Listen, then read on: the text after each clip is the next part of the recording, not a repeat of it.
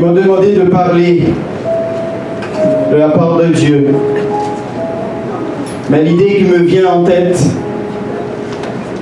c'est ce titre que j'ai donné à mon message. Notre liberté en Christ. C'est quoi notre texte, bien-aimé? Notre titre pour ce matin? Notre liberté en Christ. J'ai lu dans un journal sorti le 28 août 2019 dernier que dans la ville de Bessemer, une ville d'Alabama aux États-Unis, qu'un jeune homme vient d'être libéré de la prison.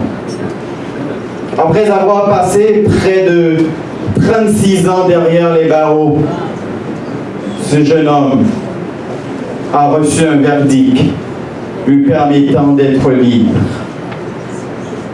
C'est en 1984, alors qu'il était âgé de 22 ans, qu'il fut condamné à la prison à vie, sans possibilité de libération conditionnelle, pour un vol de $50,75 dans la caisse d'une boulangerie de Bessemer. Ce mercredi 28 août, Madame, Monsieur, lors d'une audience que le juge David Carpenter a décidé de décréter, je me garde de ne pas citer le nom de la personne, parce que c'est quelque chose qui peut faire mal toute une vie. David Carpenter a décidé de décréter la peine de ce jeune homme comme purgée et a ordonné sa libération anticipée.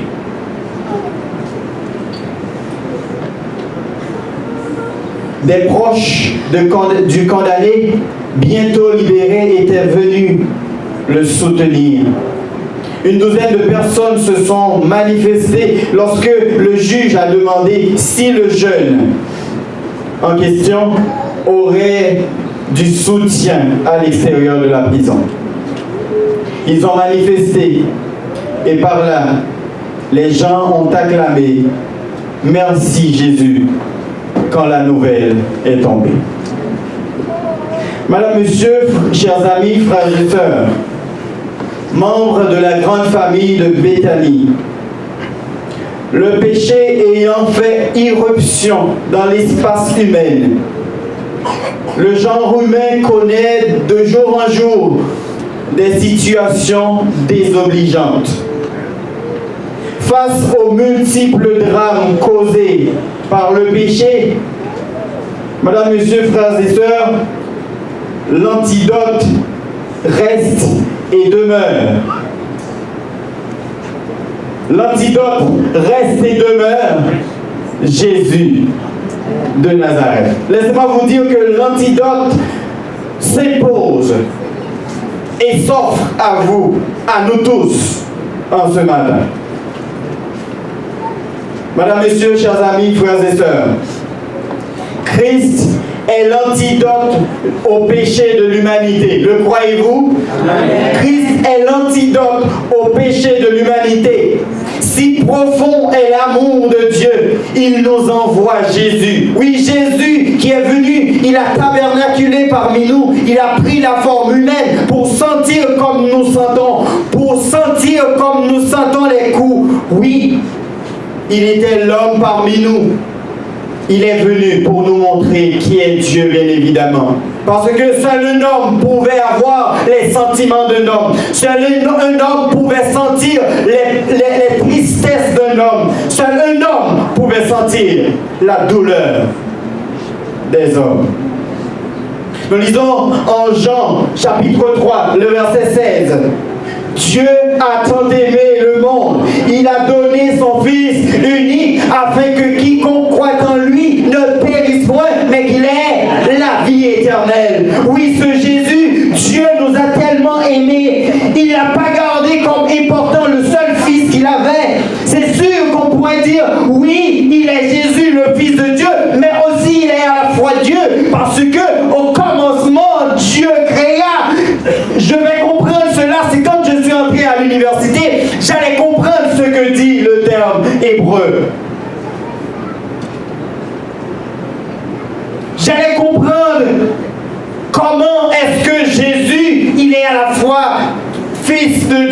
et il est aussi le Dieu. Parce que quand on dit au commencement Dieu créa, on devait créer, on devait dire que dans le commencement, les dieux créa.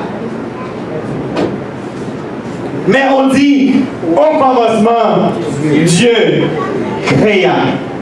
Chers amis, frères et sœurs bien-aimés, vous qui m'écoutez en ce matin et vous qui m'écoutez, chers internautes, je vous dis que Jésus, c'est celui qui vient pour nous donner l'accès à Dieu. Afin que quiconque croit en lui, il n'y a pas de race, il n'y a pas de couleur, il n'y a pas de rang social. Quand nous sommes venus à Jésus, il nous accepte tous. Amen. C'est cette assurance que nous avons, bien-aimés, de servir un Dieu si grand, un Dieu si puissant et qui nous aime d'un amour infini. Mais bien-aimés, mes frères et mes sœurs, Jésus s'offre à nous pour que vous et moi, nous puissions avoir la vie. Oui, pour que nous puissions avoir la vie et la vie en abondance. Et d'ailleurs, il est la vie. Il est la vie, il nous a franchis. Et comme dit Paul dans Romains chapitre 8, les versets 1 et 2, qu'est-ce que dit Paul bien-aimé? Il n'y a donc maintenant aucune condamnation pour ceux qui sont en Jésus-Christ. Et le verset 2 nous dit en effet, la loi de l'esprit de vie en Jésus-Christ m'a affranchi de la loi du péché et de la mort. Le mot affranchi, bien-aimé, vient du verbe affranchir. Et la définition qu'on donne pour le verbe affranchir, bien-aimé, c'est rendre libre. Est-ce que vous comprenez ce que ça veut dire? Un homme qui vient et qui nous rend libres. Donc, quand l'apôtre Paul nous parle de Christ qui nous a franchis, il veut faire quoi? Il renvoie au fait que le Christ, oui, il renvoie au fait que le Christ, c'est celui qui nous rend libres. C'est celui qui nous libère. C'est celui qui nous lie avec le Père. Parce que nous avons l'habitude de lire en Isaïe chapitre 59, le verset 2, nous lisons, ce sont nos péchés qui mettent, vous n'êtes pas là chers amis, ce sont nos péchés qui mettent une séparation entre nous et notre Dieu, oui, qui nous cache sa face et l'empêche de nous voir, de nous écouter. C'est de nos péchés qu'il s'est porté, c'est de nos douleurs qu'il a souffert. Bien-aimés frères et sœurs, nous sommes à 1 mois environ, 31 jours de la fin de cette année. Aujourd'hui, nous fait exactement 48 sabbats depuis que nous venons pour adorer notre Dieu. Sabbat après sabbat, nous sommes ici. Si nous essayons de faire un bilan de notre vie, comment serait-ce ce bilan? Est-ce que l'Église m'entend? Oui. Nous sommes à 31 jours de la fin de cette année. Quand vous vous regardez dans un miroir, vous dites que oui, je suis Edouard Célizé, je suis chrétien, adventiste du 7e jour. Comment est-ce que je me vois? Toutes les entreprises font un bilan. Oui, elles font un bilan de l'année. Qu'est-ce qui s'est passé? Qu'est-ce qui n'a pas été bien fait? Comment est-ce que nous devons prendre de nouvelles dispositifs de manière à ce que nous puissions aller de l'avant? Parce qu'une entreprise est appelée à progresser. Vous admettez cela. Mais chaque personne ici présente devait se voir comme étant une entreprise de Dieu. Hello? Amen. Chaque personne ici présente devait se voir comme une entreprise de Dieu. Dieu nous donne cette possibilité de lui parler. Dieu nous donne cette possibilité de pouvoir lier connaissance avec lui, de pouvoir lier d'intimité avec lui. Faisons un bilan de notre vie en tant qu'adventistes de 7e jour. Quand les messages de la parole de Dieu nous parviennent, bien-aimés, comment nous les recevons? Comment nous les comprenons? Il ne suffit pas de les recevoir, hein? Mais c'est qu'est-ce que nous en faisons? Quel impact fait la parole de Dieu dans ma vie? Bien-aimés frères et sœurs, chers amis, vivons-nous vraiment en chrétiens libérés? C'est absurde cette question. Vivons-nous vraiment en chrétiens libérés? Il est important de nous mettre à l'esprit que si le Christ nous a franchis, nous devenons réellement libres. Posons-nous cette question ce matin. Comprenons-nous vraiment le sens de cette liberté? Hein? Nous sommes libres. Oui, liberté, liberté, égalité, fraternité. Je me ramène un peu à Haïti puisque je suis dans un milieu où la liberté a été connue pour la première fois dans un monde. Face à ce système impérialiste, un peuple devait dire oui, c'est fini l'esclavage. Aujourd'hui, si tous les Noirs ont cette priorité de pouvoir travailler et recevoir quelque chose, même lorsque c'est dur, hein, mais dans l'esclavage, c'était plus dur. C'était plus dur. Mais hors de cette liberté, qu'est-ce que nous en avons fait? Aujourd'hui encore, nous sommes la risée de tout le monde. On est fiers de dire qu'on a fait la liberté, on est fiers de dire qu'on a pris l'indépendance, mais après l'indépendance, qu'est-ce que vous vous êtes rendu de faire? Chrétiens que nous sommes aujourd'hui, nous avons accepté Christ. Quand nous recevons Christ dans notre vie, les premiers jours, nous sentons un petit vent qui passe dans nos oreilles, nous dit délivré, délivré, il vit à tout jamais. Ou bien nous disons, je me sens libre, vraiment libre. On ne peut plus rien m'enlever.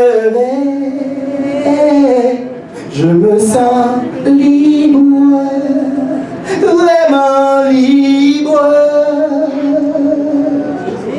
Jésus m'a libre. Les chants c'est beau, les paroles c'est beau à entendre. Mais qu'est-ce que nous en faisons de la parole? Nous sommes fiers de dire que nous sommes libres. Que faisons-nous de cette liberté? Il y a un ami qui aime toujours dire en parlant de ce texte, il dit que liberté n'est pas synonyme de désordre. C'est fort. Quand je l'ai entendu dire ces phrases la première fois, et en regardant le texte, c'est exactement ce que le texte nous dit, bien aimé. En Galates, chapitre 5, verset 13, il dit, vous avez été appelés à la liberté, seulement ne faites pas de cette liberté un prétexte pour vivre selon la chair, mais rendez-vous par la charité, serviteurs les uns des autres. Est-ce que le texte a menti? Texte là dit vrai? Non, texte là, si n'a pas dit texte là, c'est la réalité. Mais regardons-nous, nous autres. Généralement, quiconque, nous tous qui là. Excuse-moi, on m'a dit de ne pas parler créole.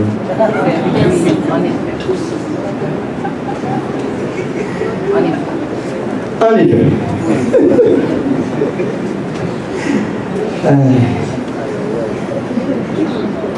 Faut pas ouvrir les parenthèses. J'aime mieux, chers amis, la version qui nous dit, mes frères et sœurs, vous avez été appelés à la liberté.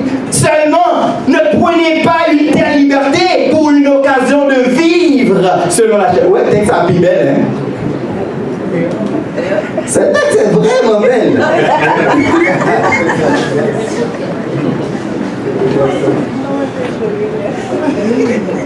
Vous riez, hein? Ok. Seulement, ne prenez pas une telle liberté pour une occasion de vivre selon la chair, mais servez-vous l'autre avec charité.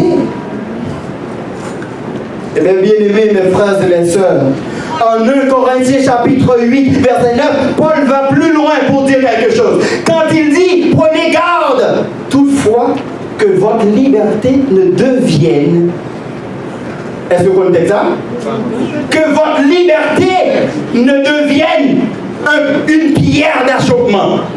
Est-ce que vous comprenez ce que ça veut dire? C'est que ou on liberté, ou tellement qu'on prend nous libres, et puis on va tomber dans la falaise, on va même conduire.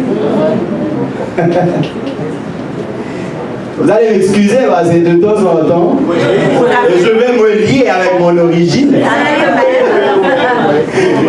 Ceux-là qui ne comprennent pas créole, vous allez comprendre quand même. Vous allez comprendre. Pas vrai?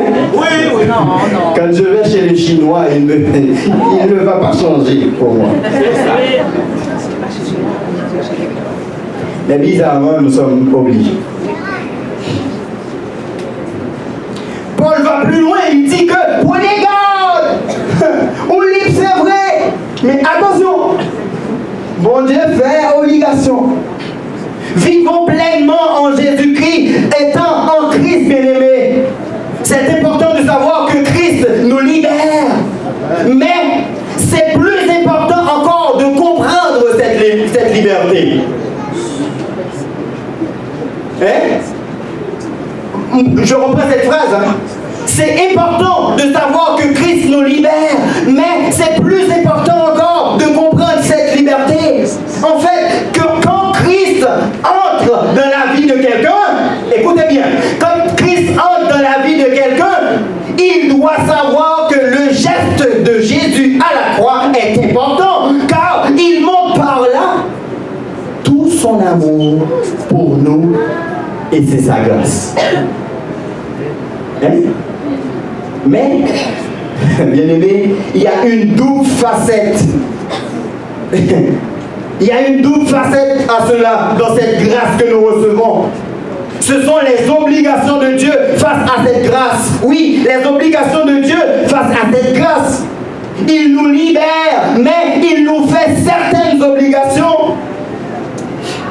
Première obligation. On devait avoir approché ça, mais malheureusement. Ok? Première obligation. 2 Corinthiens 5, verset 17. Qu'est-ce qu'il dit? On allait. Maintenant, c'est votre part. Hein? Nous allons participer. 2 Corinthiens 5, verset 17. Qu'est-ce que le texte dit? Si quelqu'un est en Christ, il est une nouvelle créature. Les choses anciennes sont passées. Et voici, toutes choses sont devenues nouvelles. Quelle est l'obligation, bien aimés? Soyons nouvelles, soyons renouvelés. Première obligation. Nous étions dans le mode du dehors. Nous avons vécu nos vies loin de Dieu, avec nos habitudes de vie, c'est normal. Mais immédiatement que nous rencontrons avec notre Seigneur Jésus-Christ, nous recréons. Immédiatement que nous faisons face avec ce Jésus, quand Jésus entre dans notre vie, nous devenons une nouvelle personne. Parce que, étant en Christ, Christ étant l'image parfaite, nous devons nous approcher chaque jour plus près de Dieu. Et comme Christ, il est la perfection, elle est parfaite, nous devons être parfaits comme notre Père Céleste, lui, il est parfait. Est-ce que l'Église entend ce que je dis? Amen. C'est bon d'être renouvelé. Première obligation, qu'est-ce qu'elle dit? Soyons renouvelés. Première obligation. Nous voyons ici, Paul décrit notre nouvelle nature ressuscitée comme nouvelle créature. Au verset 14 et 16, il dit comme ça. Paul dit que tous les croyants, généralement quiconque, sont morts en Christ et ne vivent plus pour eux-mêmes. Notre vie n'est plus de ce monde. Elle est spirituelle. Est-ce que nous avons entendu ce que je dis? Paul dit que les croyants, généralement quiconque, sont morts en Christ et ne vivent plus nous-mêmes, notre vie n'est plus de ce monde, elle est spirituelle. Verset 16, il dit, notre vieille nature pécheresse est morte. Elle a été crucifiée avec Christ et enterrée avec lui, si bien que tout comme Christ a été ressuscité des morts par son Père, nous devons également mener une nouvelle vie. Deuxième obligation. Quelle est la première obligation, chers amis? Soyons renouvelés. Si quelqu'un est de Christ, il est une nouvelle créature. Deuxième obligation. Éphésiens chapitre 8, verset 9. On y va.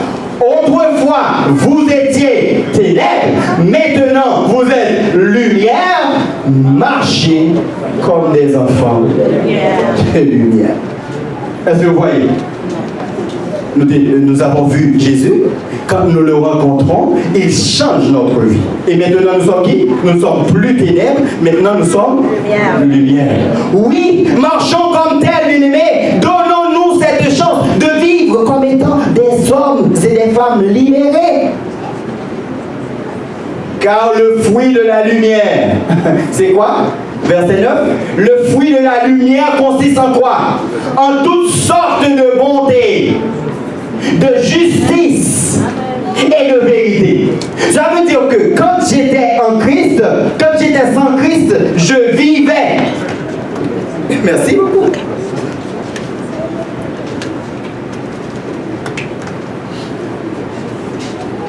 On est avec moi? Ouais. Deuxième obligation, c'est quoi? Marcher dans la lumière. Non, c'est soyons la lumière. Ou bien soyons différents. Il dit que au verset 9, car le fruit de la lumière consiste en toutes sortes de bonté, de justice et de vérité. Quand j'étais sans Christ, je vivais n'importe comment. J'avais pas de justice, j'avais pas de vérité parce que je ne connaissais pas la parole de Dieu. Mais immédiatement que je rencontre le Seigneur, qu'est-ce que je fais? Je fais un changement radical, je laisse ma vie passer. Maintenant, je dois être une lumière. Et où est-ce qu'on met une lumière? En haut. Une ville située sur une montagne ne peut être cachée, car en Christ, nous devons être cette lumière qui brille sur le monde. Parlant de lumière, nous lisons dans Matthieu que nous sommes la lumière du monde, une ville située sur une montagne, pour être vue des hommes, oui, pour les éclairer, bien-aimés. Oh, ce matin, pensons au sacrifice de Jésus à la croix. Faisons en sorte que notre vie soit le reflet de ce Christ. Hein? Qu'est-ce que nous voyons? Faisons en sorte que notre vie à nous soit le reflet de ce que Christ nous dit dans sa parole. Notre vie étant une équation, écoutez bien cette phrase, notre vie étant une équation de l'action et du souffle de Dieu, je reprends. Notre vie étant une équation de l'action et du souffle de Dieu, elle doit être en tout temps. Hein? Elle doit être en tout temps l'être en ligne et en signe. C'est compliqué. On voit ça. Notre vie étant une équation. Dans une équation, on voit deux ensemble. Et puis, on dit que l'action, puis le souffle constituait l'équation. Et on dit que c'est Dieu qui permet cette équation. Mais étant cette équation, nous devons l'être en signe et en ligne. Qu'est-ce que cela veut dire? Comme mathématiciens, ils disent toujours, rendons l'équation en ligne et en signe.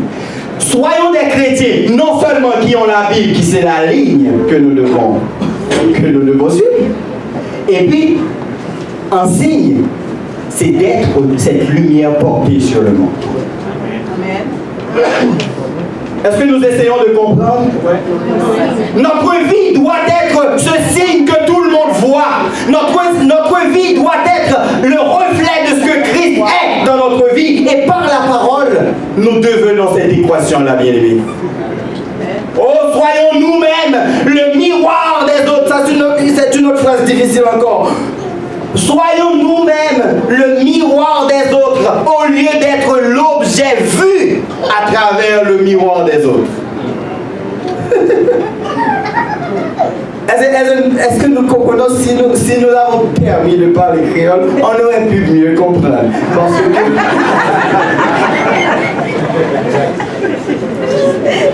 C'est vrai! Même lorsque l'haïtien prend ton temps pour faire sa bouche d'une façon, pour parler le français, comprend? Mais il y a une seule chose que vous dites en créole, il comprend.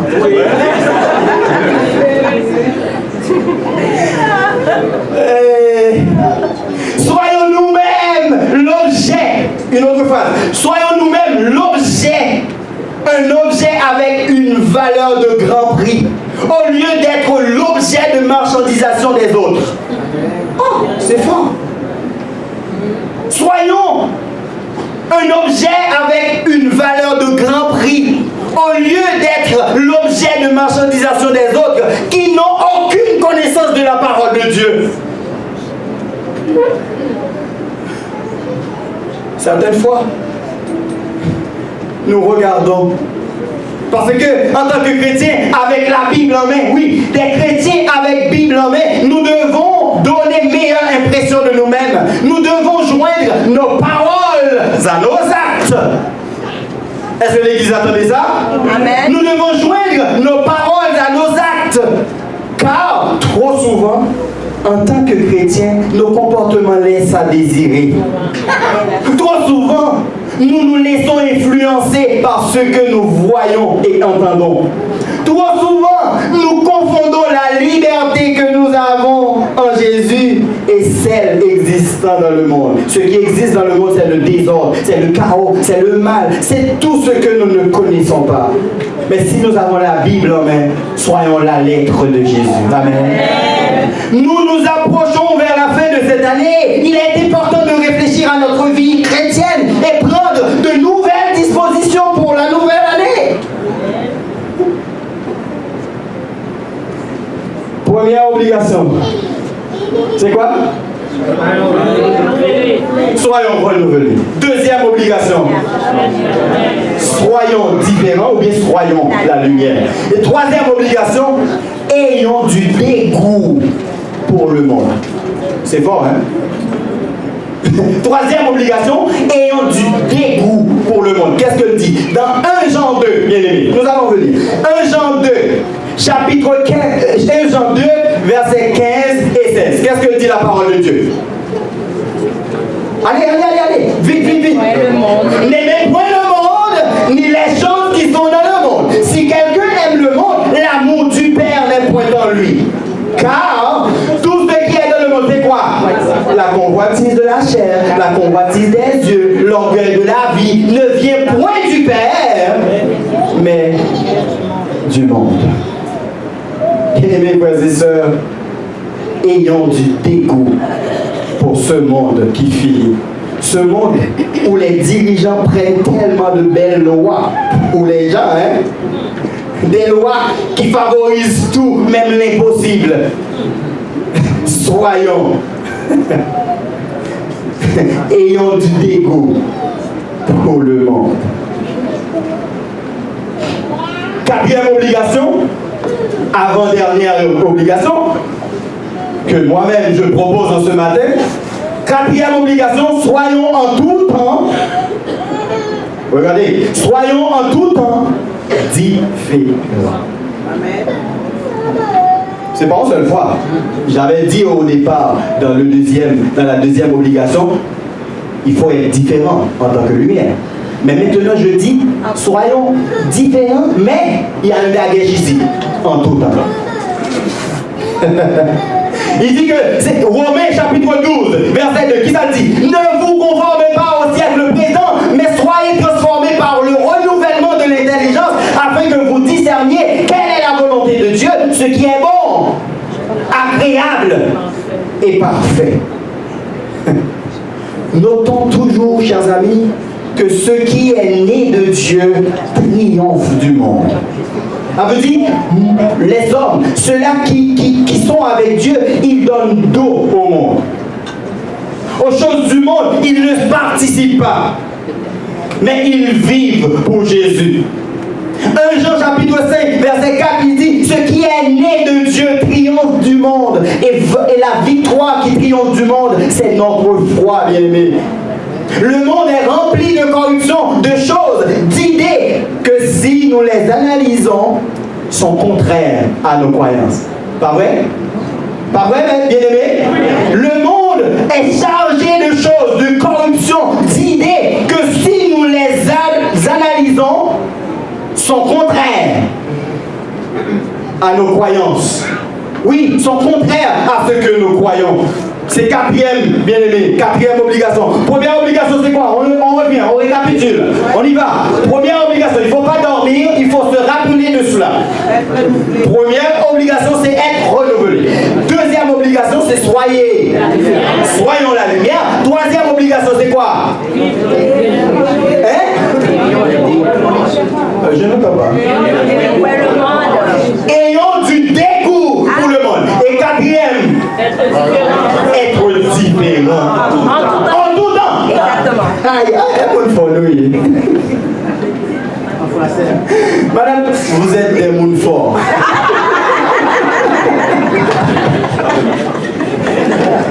Ça, c'est pas français. Vous êtes des gens intelligents. Je prends plus de temps pour dire la chose. Madame, monsieur, chers amis, l'Église aujourd'hui perd de sa force. Elle perd de sa valeur, de son estime, de son importance. Parce que tant de chrétiens oublient leur identité. Trop de chrétiens vivent à l'ombre des gens du monde. Pas vrai? Trop de chrétiens vivent à l'ombre des gens du monde. Ce que Madame Ginette fait, c'est ce que Madame Nicole veut faire. Mais Madame Nicole n'a pas la même idée que Madame Ginette. Soyons Nicole. Restons Nicole. Vivons comme Nicole partout où nous passons. Amen. Parce que Nicole, c'est celle-là qui reste attachée à Dieu. C'est celle-là qui reste attachée à la parole de Dieu et qui vit comme telle. Amen. Dans la semaine de prière de fin d'année, j'ai lu une phrase, j'ai un titre d'un message. L'auteur a voulu dire quelque chose.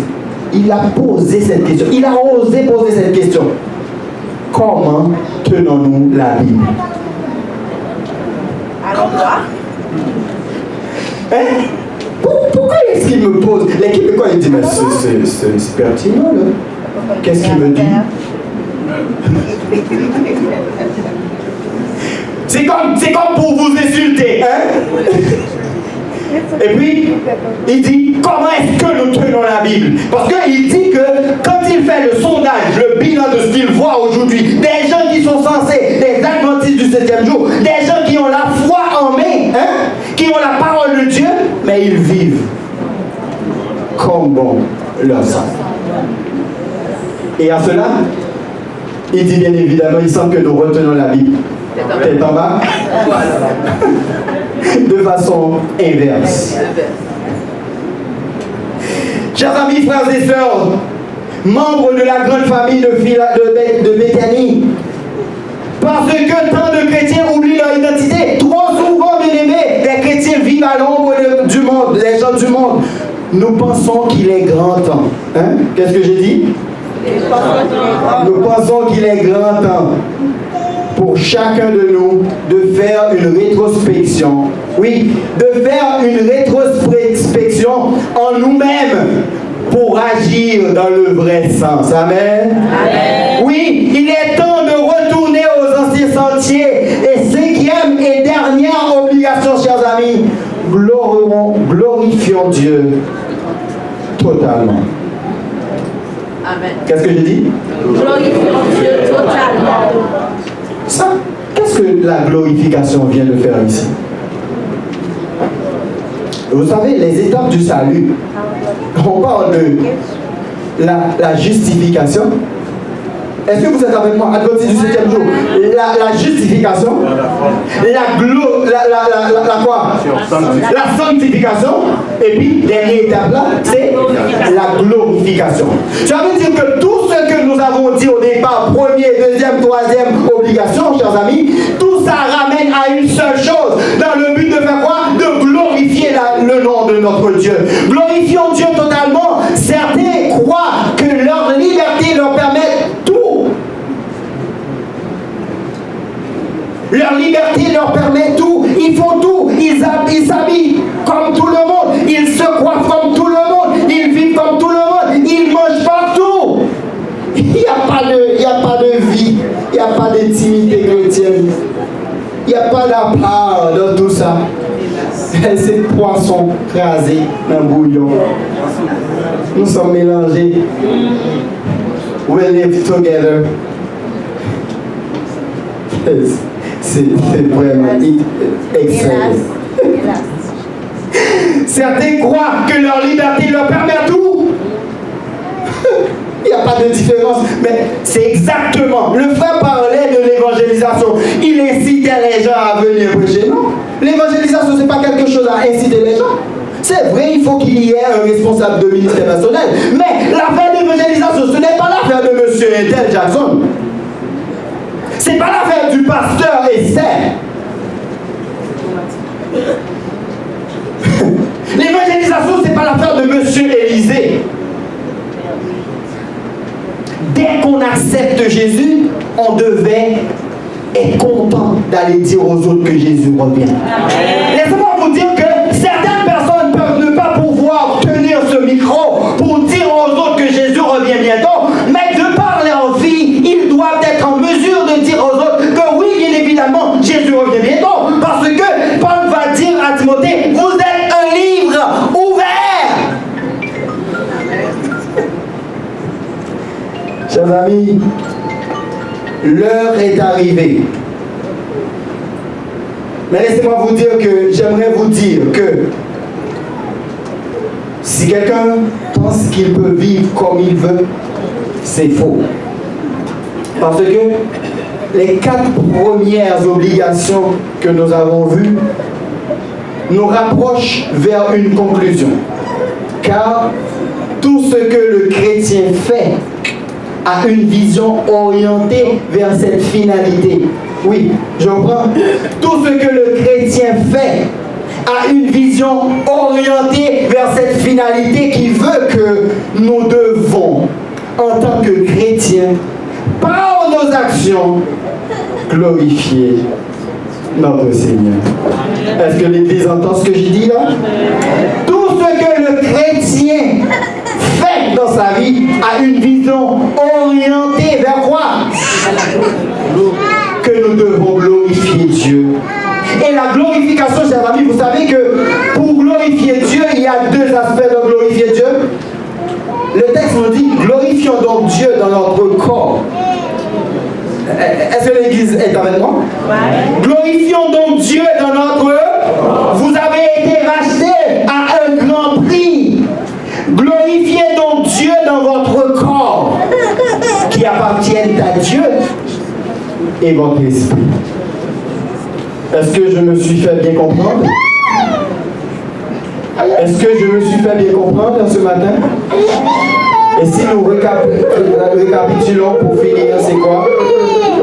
En ce matin, c'est vrai que nous sommes libérés, des gens libérés, mais Dieu nous fait des obligations. Et ces obligations en ce matin ont le désir de dire, premièrement, que nous fassions quoi? Soyons renouvelés. Deuxièmement, soyons la lumière. Troisièmement, ayons du dégoût pour le monde. Quatrièmement, soyons différents, mais en tout temps. Et dernière obligation, c'est quoi? Glorifions Dieu. Cela veut dire que tout ce que nous avons vu au départ n'a qu'une vision, celle de glorifier notre Seigneur Jésus-Christ. Et c'est à ce moment, vous et moi, nous allons montrer au Seigneur que nous sommes vraiment libérés, que nous sommes vraiment libres en lui.